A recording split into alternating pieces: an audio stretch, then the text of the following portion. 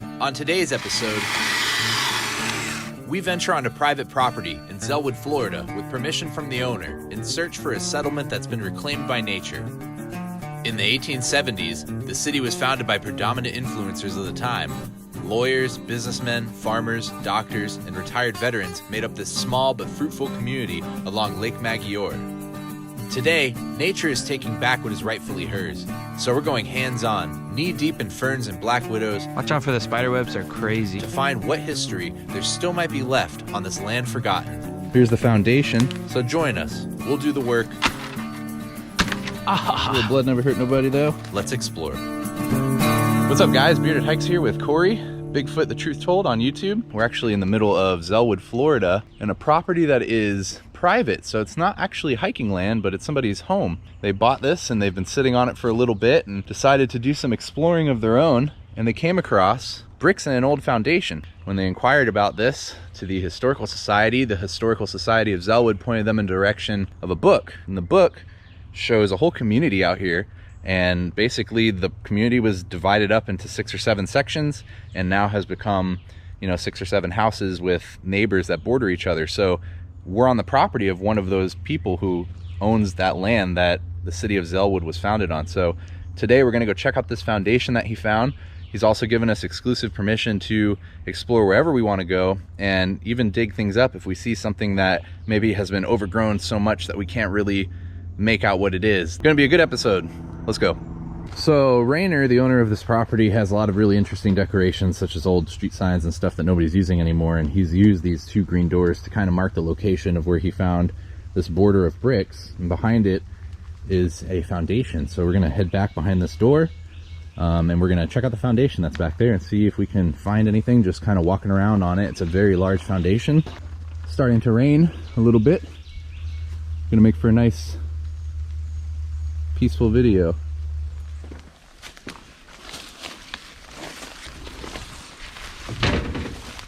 All right, so here we have first thing he showed me was this, like there's a support beam cement type thing here, and you go along, it's a foundation. oh it is, Yep, check that out. look at that, see? Yeah, Ah, there's a pipe. Yep. And then it goes all the way, it gets higher and higher, and actually you're gonna have a wall which is that much high. That's why I put this door there. It was an imaginary idea, Where a house used to be. Yeah, where a house used Very to be. cool, man. Looks like it's got some rivets on it, so would have been for maybe plumbing or a pipe. And then next to it we have, I assume, the pipe that would have been connected to it. Here's the foundation, and you can see it starts actually all the way back by this tree. The tree is on the foundation, it's grown over it, keeps going this way all the way down. And actually this cord here is from Rainer. When he found this, he didn't want to lose it, so he placed the 2 doors there and he left this extension cable. Now keep in mind, this is all his property and we're only about 100 feet from his front door. So continuing along, see, keeps going under some of these palm fronds, and it actually comes down here, and I suspect that this is a step, so possibly the front door of whatever this was is right here. This is about as far as I went when Rainer showed this to me, so we're going to be heading in to what used to be this property or foundation of a structure. You definitely can feel solid ground underneath where we're walking. You can see it's pretty deep woods here, and probably can hear the mosquitoes. There's a lot of them.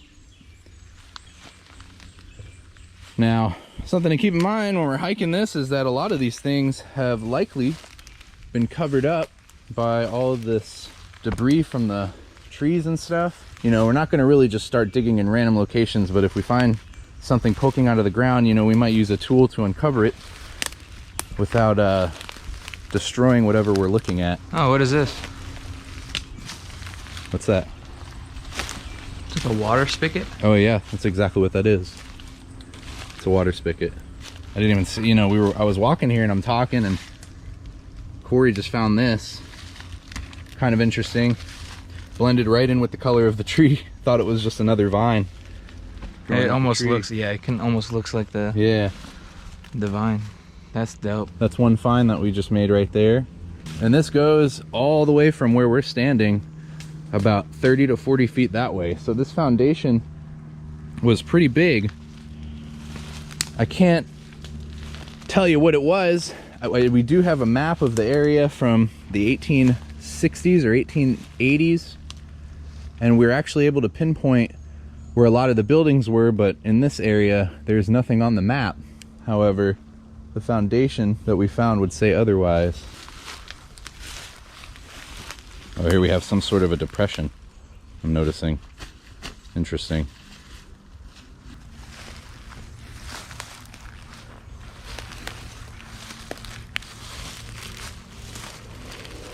I don't think this is anything solid. It's just a depression. So we've exited the forest. Coming down to this beautiful lake. It's almost easy to imagine living a life here. You know, in the time that this town was founded, it was very primitive-like conditions. I mean, women were doing most of the cooking, and that involved being outside, cooking in harsh conditions, rain or shine, figuring it out because you got to eat. This is the lake. Today, there are houses built all along the lake. And you can see Rainer's dock here. Over behind where I'm walking right now is Rainer's property, but to the left of that is where an old fire tower used to be now. This tower's built in the 1940s, and it was built after the bombing of Pearl Harbor. Somebody would have stood at this tower 24 hours a day manning it, looking for planes coming in and things like that. Today, if COVID-19 wasn't here right now, I would go knock on that guy's door, but I don't want to disrespect whatever he's hoping for, so I don't want to knock on somebody's door and put them in a situation where maybe they don't want to be in contact with people. So we're definitely going to have to come back another time and maybe contact some of the people who live around here and see if they'll let us on their land to explore, or maybe they already know of where history has been lost. Right now we're going to head back to Rainer. Something really cool here. We have this is wild grapes. All this is all wild grapes. Look, this dried out, it's turned into a raisin. These are all going to become grapes, every single one of these. And in the book of the family history, they did document that there was wild grapes. Wow, look at this swath of them here. They documented that they would pick wild grapes and mulberries and raspberries and blackberries off of these trees, and still today, 140 years later, there's still evidence of grapes growing, and they go all the way up this tree here. All right, so this metal gate here leads to the area behind his house where there's a cattle vat.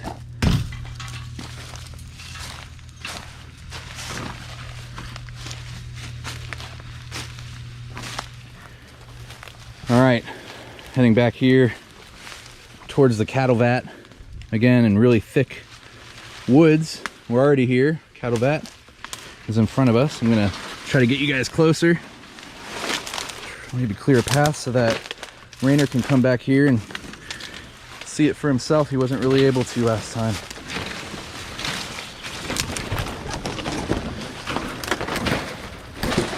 The entrance of the cattle vat is here at my foot. You can see there's a concrete structure, leads down into this vat area. The vat is actually a lot longer than I've seen other vats. This one seems to be close to maybe 25-30 feet long. So we're gonna head this way around the side of the vat, see if we can get a better view of it. Coming up here on another side of the cattle vat, trudging through spider webs and deep woods and mosquitoes for you guys. I hope this is helping. Long, it goes all the way down. Yeah, this thing is considerably long. Let's see if I can get, I don't know how structurally sound this is. I don't want to stand on the wall. You can see here, that's where we started, about 15 feet that way. This is about 15 feet to my foot. And then headed down for probably another 20 feet is the cattle vat. This is a really long one, so. Did they have wash stations as well?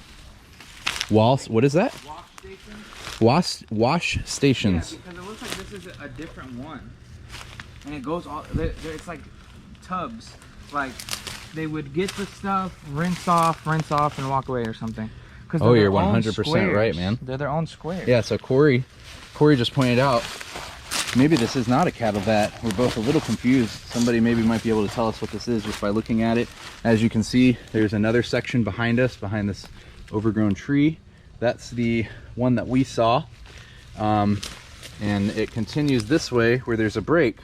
Some cement comes up here and then it goes again. Then it breaks again. All the way down, then it breaks again. Let's go ahead and head that way and see what's up with this.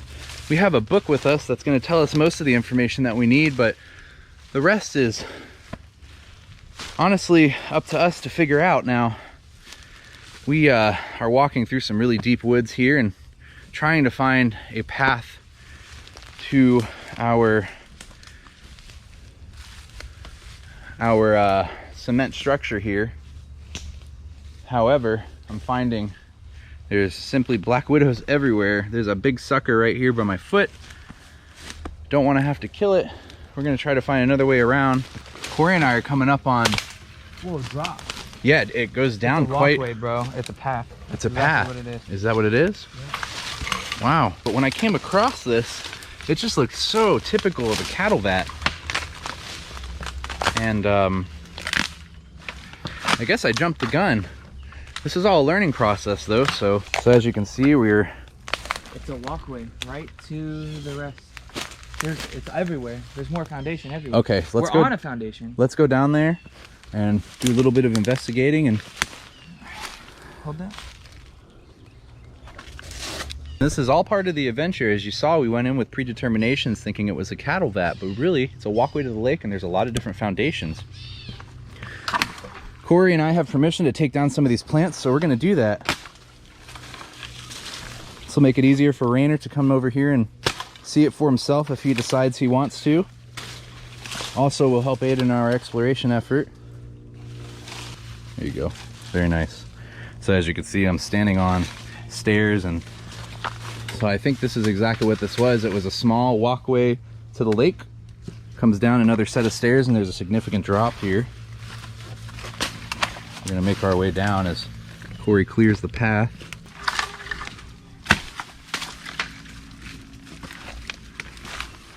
Wow. So check this out. This is sick. Coming around, we found an entire foundation here that basically retains, looks like the wall from the land behind it. I guess this wall just retains it from falling into this lake as it's such a sheer drop. To the left, or to the right here, I see what looks like it used to be something. There's something in the middle, like all brick. Oh, yeah. And there's a foundation here that's been cracked off. Looks like it was taken down at some point in time. If you guys can just kind of see the size of this wall behind me. I'm a 6'1" dude, and this is probably a good, say about 6 feet. Yeah. Now you can see here, this is what we got to be really careful of. There are these little spiders. You can see he's trying to reach for me. There's these little tiny spiders out here, and this is their land, so every step has to be really calculated. And maybe Corey will be able to clear some of the area here behind me and we can kind of just look in and see what this area used to be, so bear with us. Destroying my fingers. Oh man. As you can see, this is quite a chore to do something like this. But at the same time, to discover history and to uncover something that is lost, that will never be found again, it's almost worth it. This bamboo's been here for a long time. You can see just the size of the plants here. We might not be able to clear this fully, but we can at least just get in a little closer and see.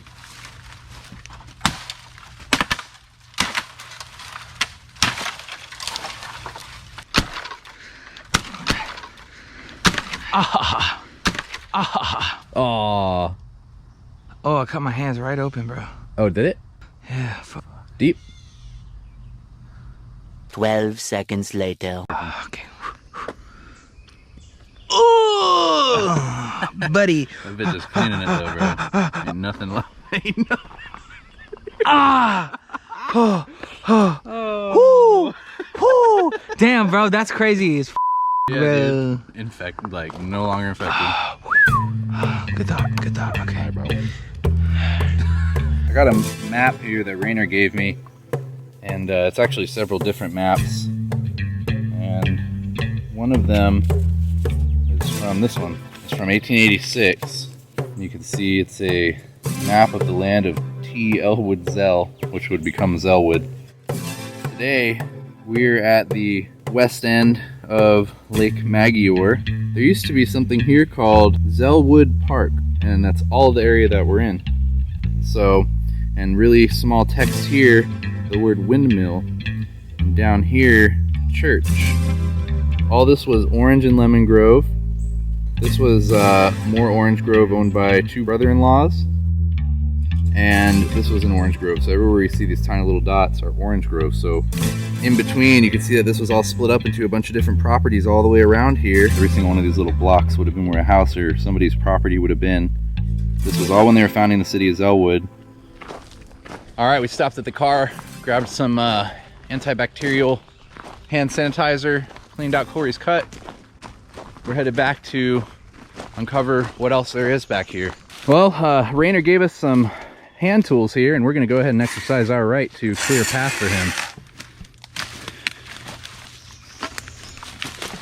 Heading back down in the direction from before to what I thought was the cattle vat. Turns out is a walkway to the lake. Like butter.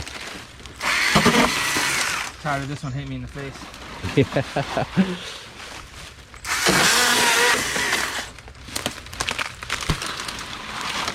Now you can see we're uncovering the first step to the walkway. How easy.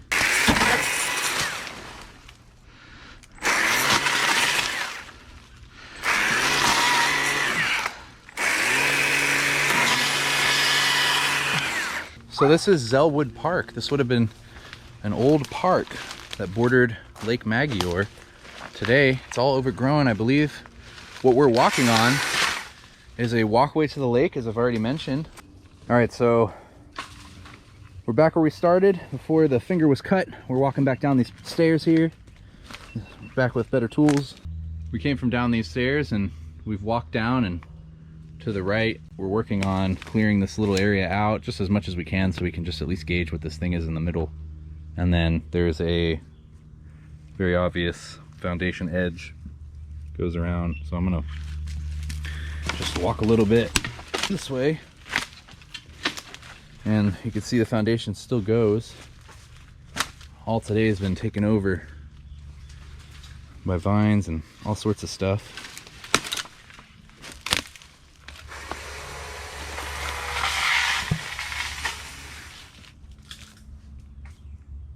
Very, very thick here, this vegetation.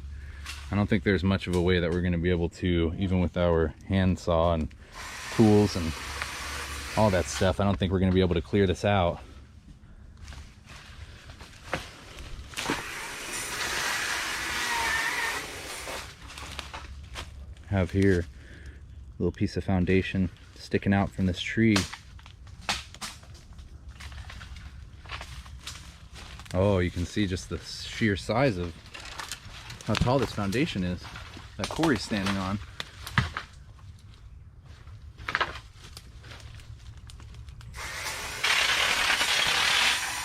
Once we're able to get up on here, we'll be able to gauge a little bit more of what we're looking at. You can see even out here some foundation. So we'll just have to bear with us for right now.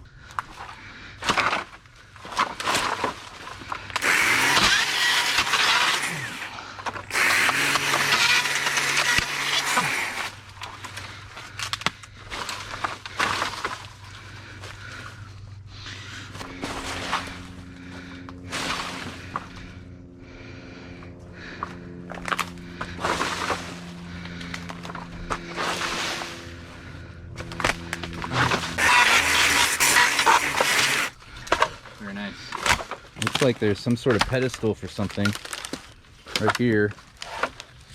That's what we were seeing. How was that? I'm tired. Yeah, I mean, you guys can tell, even with very nice, you know, equipment that's gonna do pretty much most of the work for us. It's still a lot of work. There's more foundation going here, and it comes up through here, makes a hard right, and goes this way. So we're on a taller or tall-ish foundation.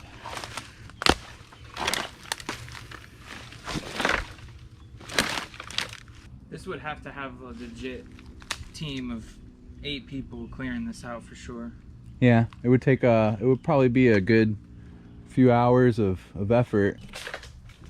It's crazy to think, you know, as you stand here and you just look at the sheer size of this foundation, how everything's growing and nature's reclaiming what is nature's own. At one point there was a park here, and I can only imagine that this little area with this little pedestal, and there's a foundation that Corey's standing on that goes pretty far out. You know, maybe it was a place where they would have put decorative plants and had a walkway. This park was here in on the map from the 1870s or 1880s that I showed you guys before. So it's just interesting to stand here and see this stuff. And you know, this is probably the first time this has had light on it in over 50 years, if you think about it. So, an old brick here. You can see this foundation, the lip of it coming up through the plants.